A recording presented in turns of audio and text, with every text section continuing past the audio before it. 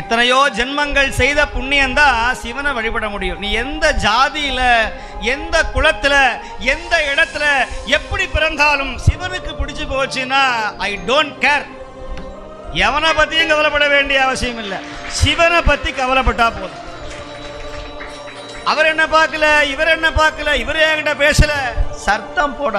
சிவன் கூட இருக்கும்போது இவன் செத்து போற பிணம். பட்டினத்தார் கேட்டாரு, நாளைக்கு சாகும் பிணத்தை பார்த்து இன்னைக்கு சாகர பிணம் கத்தும் கணக்கு என்ன கைலாயாத்தனேன்னு சொன்னார்.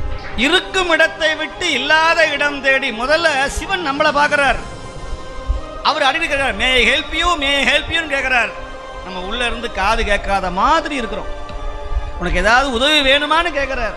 யாரு கேட்கிறார்? நாகப்பட்டினம் சுவாமி நாவுக்கரசர் சொல்றார். அதனால தான் ஒரு சாமானிய மீனவனுக்காக தன் கோயிலை திறந்து வைத்திருக்கிற ஒரே கோயில் நாகை காரோணம் நாகப்பட்டினம். ஒரு மீனவ அன்பர் இறந்து போயிட்டார்னா மற்ற கோயிலை சாத்திடுவான், யார் இறந்து போனாலும்.